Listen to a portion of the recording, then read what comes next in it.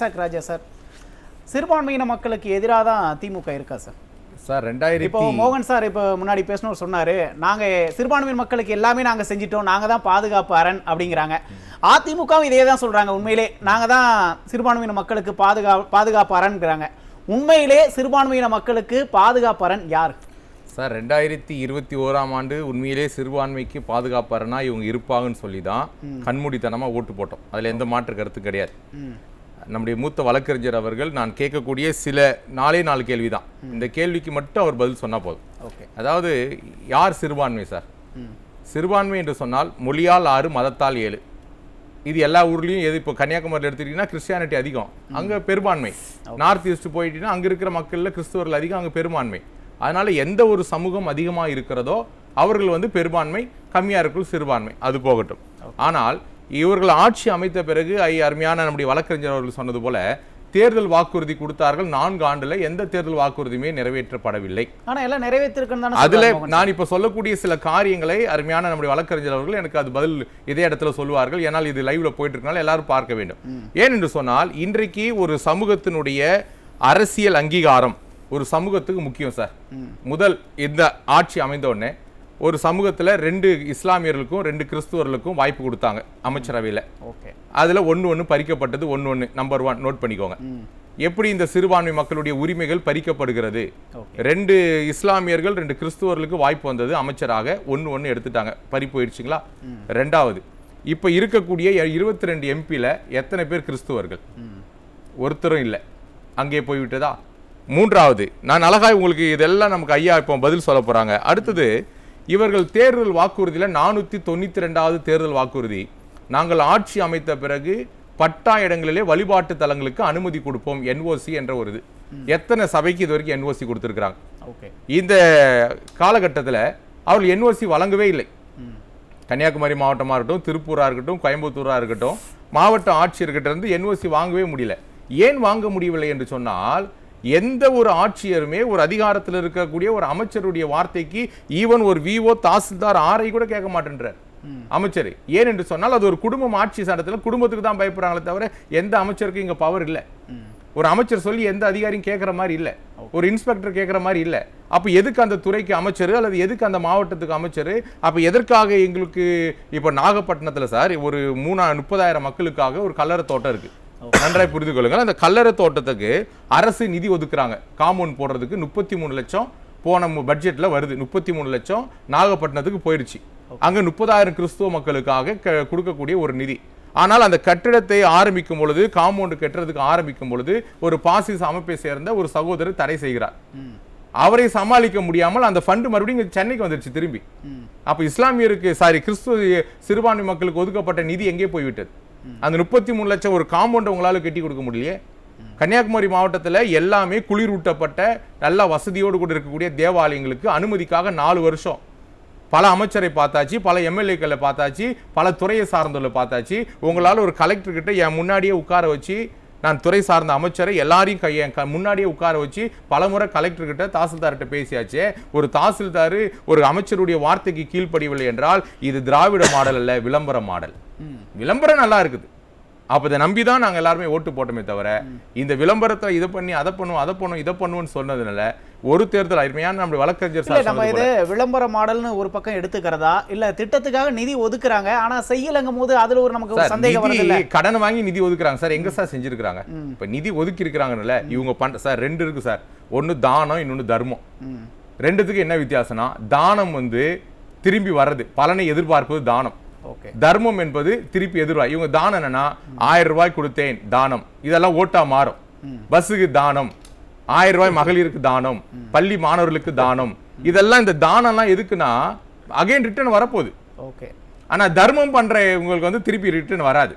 இப்ப இவங்க பண்றதெல்லாம் நாங்க இதை செய்வோம் அதை செய்வோம்னு சொல்லி இப்ப நம்ம கிட்டத்தட்ட 9 லட்சம் கோடி, கிட்டத்தட்ட 10 லட்சம் கோடி கடன்ல இருக்கிறோம். அப்ப கடன்ல இருந்து கூட இவ்வளவு தானம் எதற்கு அறிவிக்கிறார்கள் என்றால் அடுத்த ஆண்டு நடைபெறக்கூடிய தேர்தலில் கட்டாயம் வர வேண்டும். நாங்கள் கேட்டது எங்களுக்கு போதகர்களுக்கு ஒரு நலவாரியம் வேணும் சார். அர்ச்சகர்கள் வேற, கோயில்ல வேலை செய்யறவங்க வேற. அர்ச்சகரும் கோயில்ல பணியாளர்கள் ஒண்ணு கிடையாது. போதகர்களும் நலவாரியத்துல இன்றைக்கு இணைப்பதற்காக போதகர் நலவாரியம் கேட்டோம். ஆனால் போன முறை எங்களுக்கு நலவாரியம் அமைத்து கொடுத்தார்கள், இந்த அரசாங்கத்தில் அமைச்சார்கள். அது என்ன நலவாரியம் என்றால் பணியாளர்கள் உபதேசியார்கள். பணியாளருக்கும் போதகரும் ஒன்றா வர முடியுமா சார்? போதகர் யாரு? தன்னை தியாகம் பண்ணி மதத்தை அவர்கள் வந்து கையில் எடுத்துக்கொண்டு அவர்களுக்கு வழிபடக்கூடிய அந்த வழிமுறையை மக்களுக்கு போதித்து, அது இஸ்லாமியராக இருக்கட்டும், இந்துக்களாக இருக்கட்டும், கிறிஸ்துவர்களாக இருக்கட்டும், தன் மதத்தை சார்ந்தவர்களுக்கு நல்ல கருத்துக்களை சொல்லி அன்பை சொல்லி வழி நடத்தக்கூடியவர்கள். புரியுது சார். இப்போ சிறுபான்மையின மக்கள், அது இஸ்லாமிய மக்களாக இருந்தாலும் சரி, கிறிஸ்துவ மக்களாக இருந்தாலும் சரி, திமுக ஆட்சியில் புறக்கணிக்கப்படுறாங்க, வஞ்சிக்கப்படுறாங்க அப்படிங்கிற ஒரு குற்றச்சாட்டை வைக்கிறீங்க.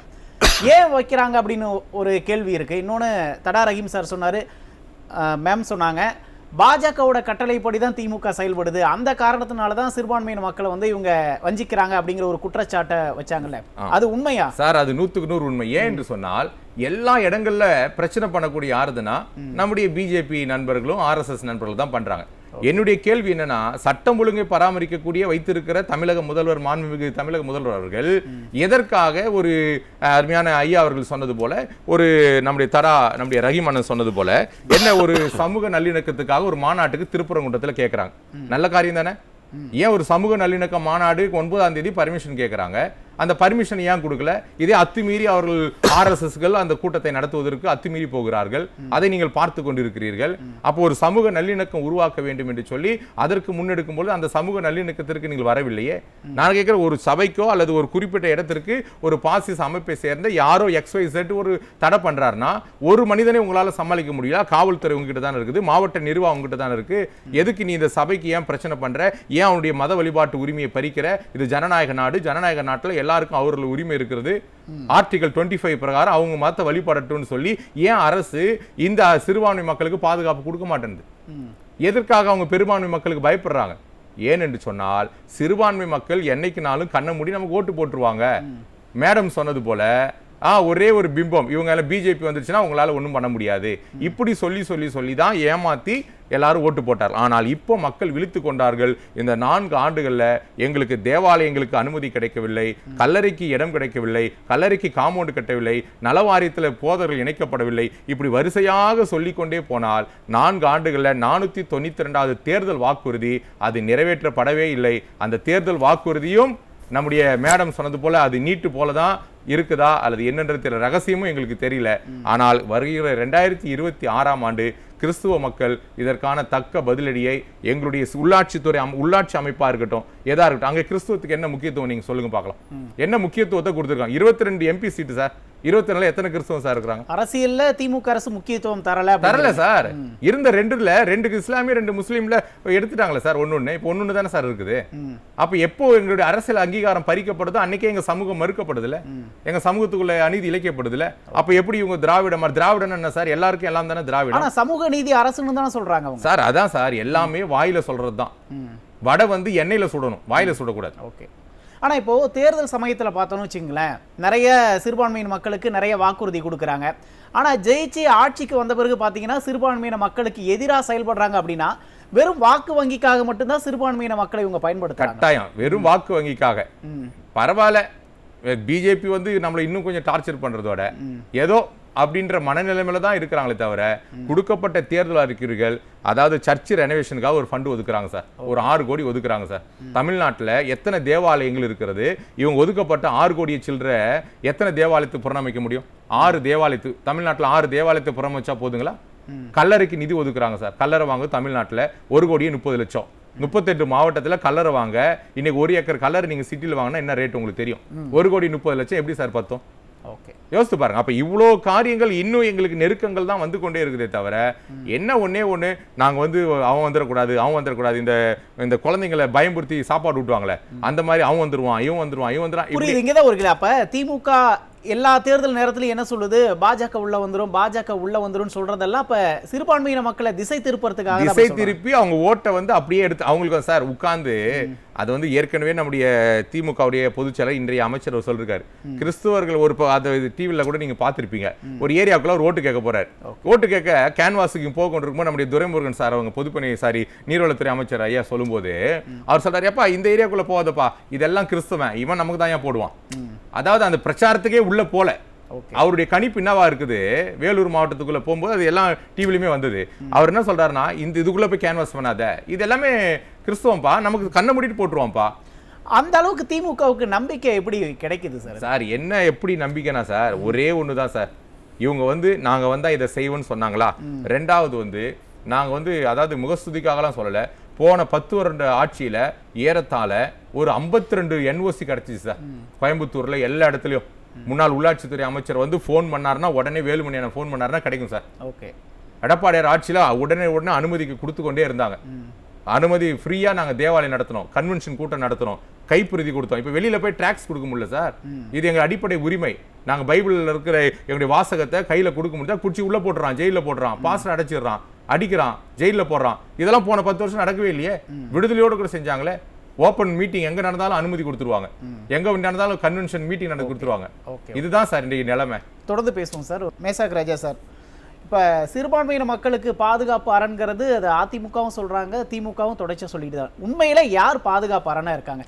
சிறுபான்மையின மக்கள் யாரை நம்புறாங்க சார்? அதாவது நான் ஏற்கனவே சொல்லிட்டு போறேன், கடந்த 10 ஆண்டுகள்ல சிறுபான்மை மக்களுக்கு எல்லா திட்டங்களும் கிடைச்சிச்சு சார்.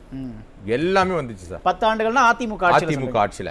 இந்த ஆண்டு இந்த முறை அவங்க வந்து மாற்றி வந்ததுக்கு ஒரே ஒரு நோக்கம் என்னன்னா, வட இந்தியாவில் பயங்கர நெருக்கம் வருது, பிரச்சனை வருது, பிஜேபி ஆட்சி வந்தா வட இந்தியாலாம் வேற மாதிரி இருக்கிற மாதிரி தமிழ்நாடு ஆயிடக்கூடாது, அதிமுக வந்து பிஜேபியோட கூட்டணி வச்சுட்டாங்க, அதனால வந்துச்சுன்னா அப்படின்ற ஒரு பிம்பத்தை கிரியேட் பண்ணாங்க.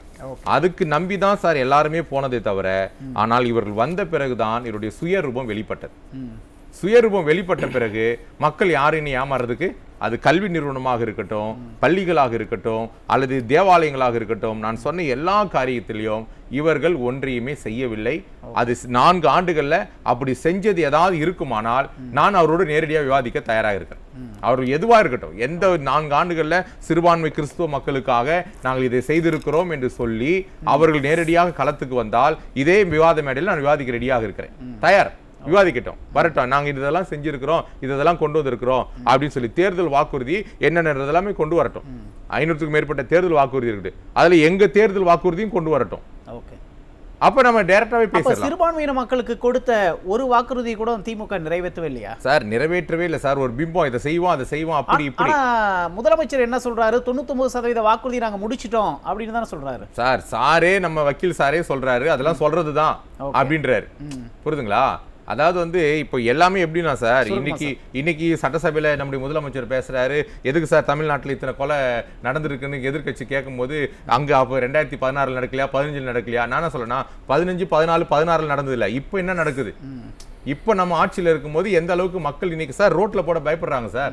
ரோட்ல போனா எவனா வந்து வெற்றிவானான்னு பயப்படுறாங்க. திமுக அரசு செயலற்ற அரசா இருக்குன்னு சொல்ல வரீங்க? ஆமா சார். அதாவது பயந்து போய் இருக்காங்க. பயந்து மக்கள் எப்ப வெட்டு வரும், என்னைக்காவது ஒரு நாள் தான் முன்னாடி எல்லாம் பேப்பர்ல வெட்டு குத்து வரும். ஆனா இப்ப தினந்தோறும் பாக்குறோம், தினந்தோறும் நடக்குது. நன்றி.